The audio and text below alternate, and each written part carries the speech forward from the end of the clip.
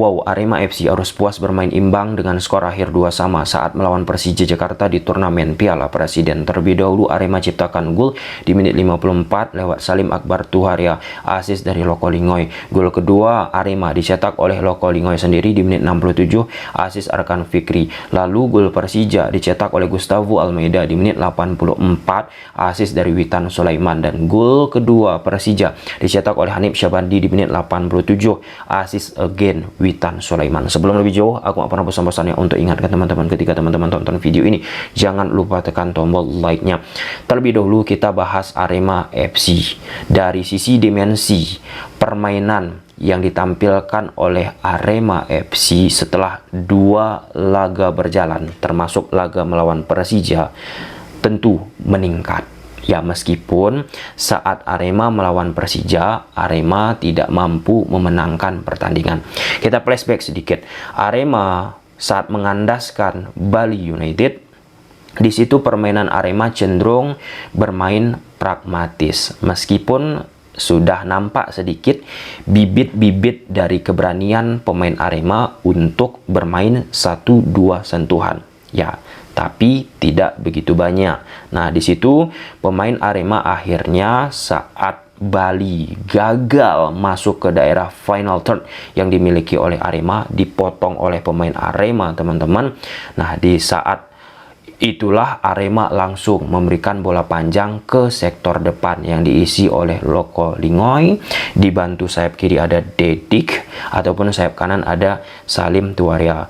Kentara banget Arema langsung meletakkan bola itu ke belakang garis pertahanan Bali dan mengekspos kecepatan khususnya Loko Lingoy. Di pertandingan tersebut, ya, sangat-sangat efektif, dan apalagi pemain Bali, pemain belakangnya kesulitan untuk bisa 1 lawan 1 melawan Loko Lingoy. Nah, apa yang ditampilkan oleh Loko Lingoy saat melawan Persija Jakarta pun sebenarnya berhasil berkali-kali, teman-teman, menyulitkan defensif yang dimiliki oleh Persija secara kompeten untuk bisa memang memutus apa yang dilakukan oleh Loko Lingoy. Nah, saat Arema melawan Persija, dimensi dari permainan Arema FC jauh meningkat.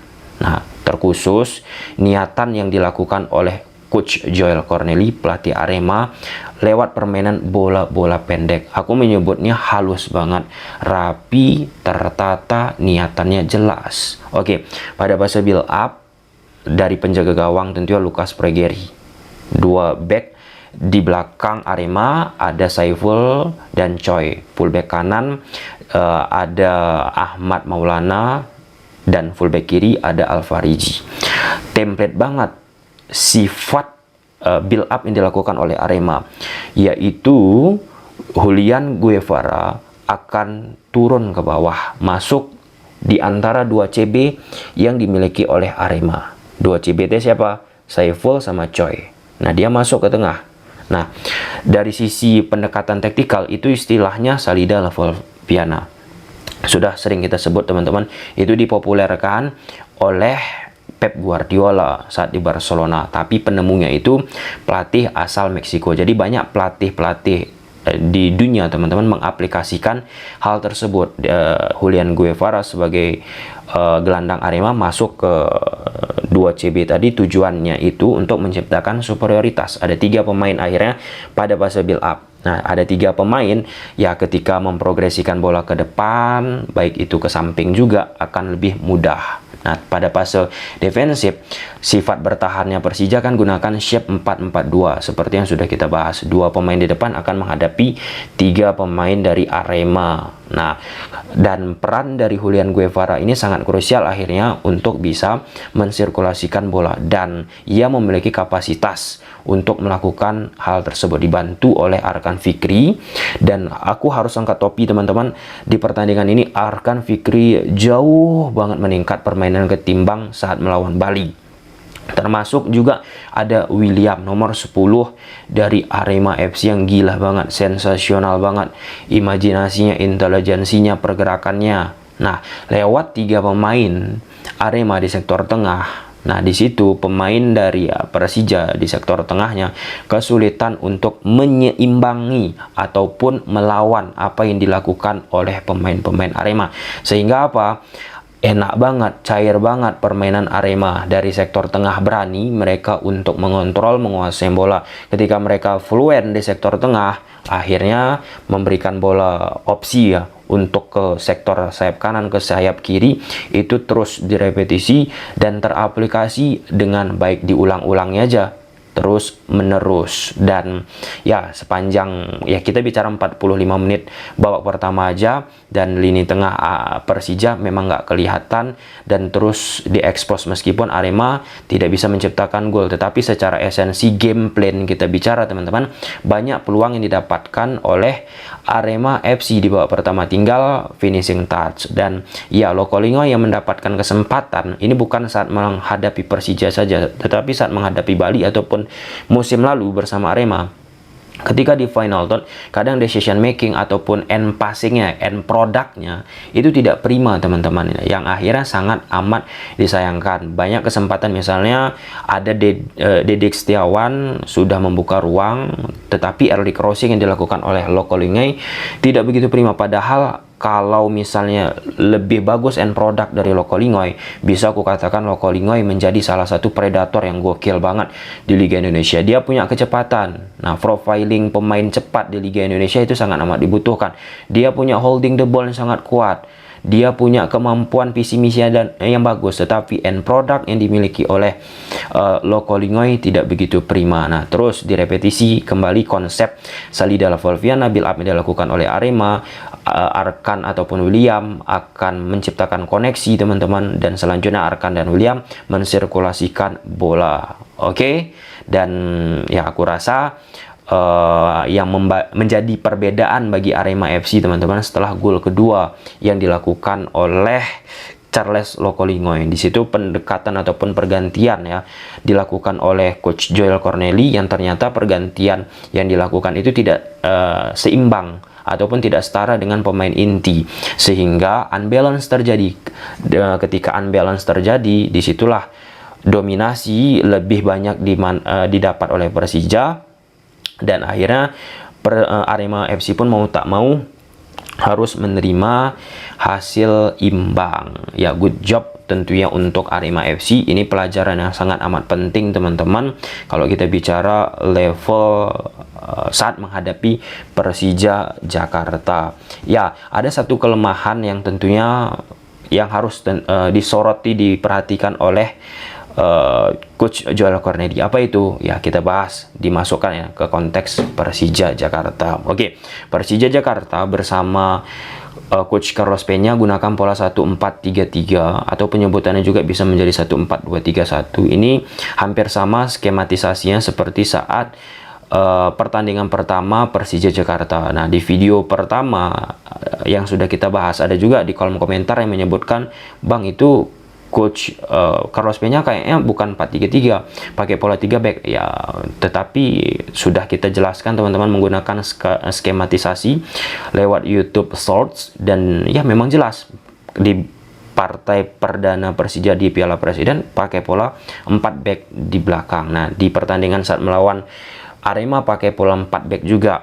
Kalau aku perhatikan, apa yang dilakukan oleh Persija Jakarta sebenarnya jelas mencoba membangun serangan dari bawah, penjaga gawang, back. Nah, tetapi ketika masuk di sektor tengah ini mampet pemain dari Persija Jakarta. Mereka sedikit kebingungan untuk bisa kemana bola itu akan mereka beri, ataupun bagaimana mereka menciptakan link up antara sektor tengah dengan pemain belakang. Jadi effort dan kerja keras itu lebih menonjol pemain belakang yang dimiliki oleh Persija Jakarta, bagaimana untuk bisa akhirnya menyambungkan langsung ke lini depan tanpa ada lagi lewat sektor tengah. Nah, yang membuat Rio Matsumura sering beberapa kali turun ke bawah, ataupun ya Gayos yang asalnya dia bermain di sektor tengah, dia turun ke bawah untuk mendekat ke posisinya dari Ferrari dan posisi Rizky Ridho. Nah, karena ada sesuatu yang tidak jalan di sektor tengah dari Persija Jakarta. Salah satu yang berbeda banget antara lini tengah yang dimiliki oleh Arema dan Persija Jakarta, yaitu keberanian untuk menguasai bola, kepedean tadi. Nah, Raihan, Gayos pun termasuk teman-teman, Ramon Bueno, mereka ketika bermain di area-area sempit di sektor tengah kan padat situ, 3 versus 3 teman-teman.